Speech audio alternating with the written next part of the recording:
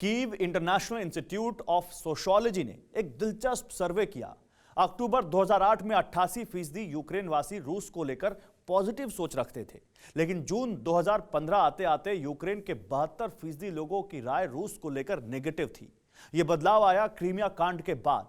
Ukraine के लिए Putin दुश्मन नंबर 1 है। पुतिन से इंतकाम की चाहत यूक्रेन को अमेरिका के करीब ले गई। अमेरिका यूक्रेन का कवच है, लेकिन परमाणु युग में हर कवच को भेदा जा सकता है। देखिए टेलीसीरीज का यह एपिसोड, बारूद, रिस्क ऑफ रूइन।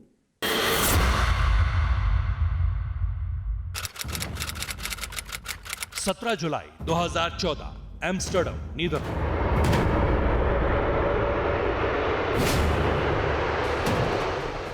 मलेशियन एयरलाइंस की फ्लाइट नंबर 17 एम्स्टर्डम से कोलालमपुर जाने के लिए तैयार।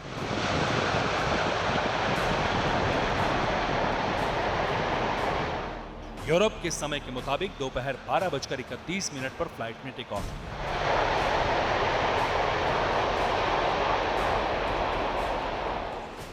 शाम 4:20 पर इस प्लेन पर एक BUK मिसाइल से अटैक हो गया। टक्कर होते ही विमान के टुकड़े टुकड़े हो गए।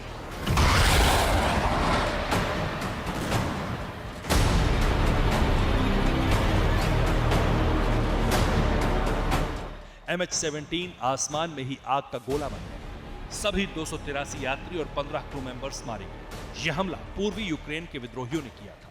इन विद्रोहियों को रूस का समर्थन था। रूस से ही इन्हें खतरनाक BUK मिसाइल मिली थी।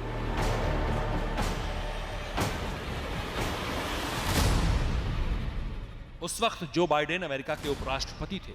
अमेरिका की धमकी और आपत्ति के बावजूद पुतिन पर कोई असर नहीं हुआ। आज बाइडेन की ताकत और हैसियत बढ़ चुकी है।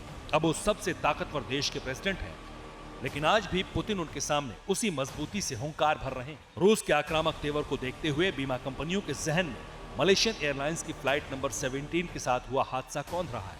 ग्लोबल इंश्योरेंस कंपनीज ने साफ कह दिया है कि यूक्रेन के एयर स्पेस से होकर गुजरने वाली किसी भी फ्लाइट का बीमा नहीं होगा।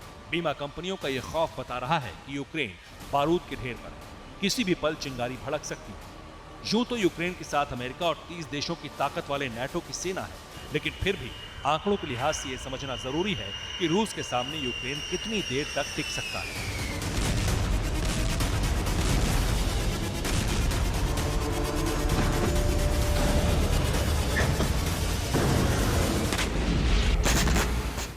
सैनिकों की तादाद हो या आर्टिलरी की संख्या, विनाशकारी टैंकों से लेकर हथियारों से लैस व्हीकल तक, अटैक हेलीकॉप्टर्स हो या फाइटर जेट, रूस के सामने यूक्रेन कहीं नहीं टिकता।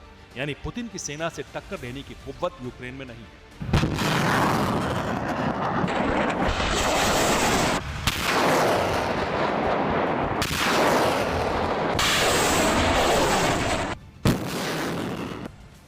पुतिन के ताप से यूक्रेन को कोई बचा सकता है तो वो अमेरिका है, लेकिन ताकत और तेवर की इस जंग में अमेरिका अभी फुल फॉर्म में सामने नहीं आया और वो पुतिन की पावर को आजमा रहा है।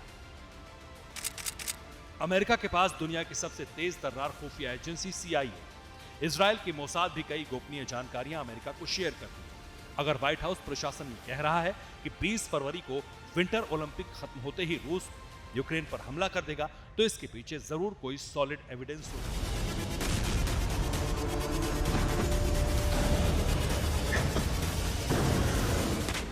7 फरवरी को फ्रांस के राष्ट्रपति इमैनुअल मैक्रों का भागे भागे मॉस्को पहुंचना यही इशारा करता है कि यूरोप को भी पुतिन के वॉर प्लान की भनक है।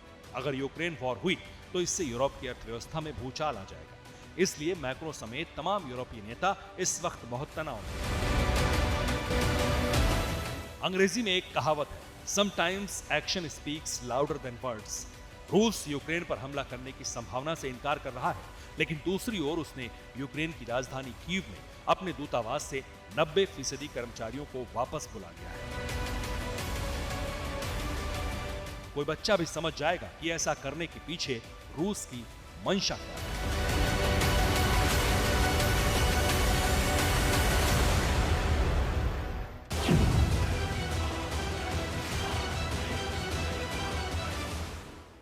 परवाह देश की, सोमवार से शुक्रवार रात 10 बजे TV9 भारतवर्ष पर।